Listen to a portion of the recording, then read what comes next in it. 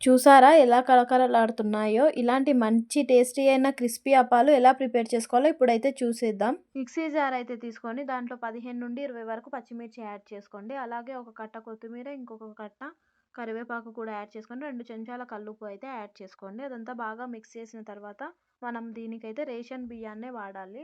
దాన్ని నేను 1 కేజీ అయితే తీసుకున్నాను. ఈ మిక్స్ చేసిన మిక్సర్ అంతా దాంట్లో అయితే యాడ్ చేశాను. తరువాత మనం 2-3 గంటల వరకు నానబెట్టుకున్న పెసరపప్పునైతే యాడ్ చేసుకోవాలి.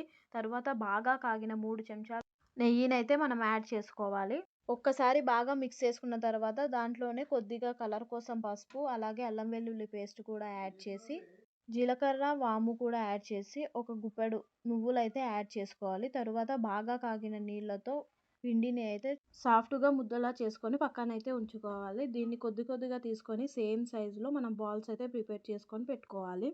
ఇప్పుడు ఒక పూరి ప్రెషర్‌ని తీసుకొని దాంట్లో ఆయిల్ కవర్ సహాయంతో మనం అప్పాలనైతే ఒత్తుకోవాలి. ఇప్పుడు మీడియం ఫ్లేమ్‌లో బాగా కాగిన నూనెలో మనమైతే అప్పాలను వేయించుకోవాలి.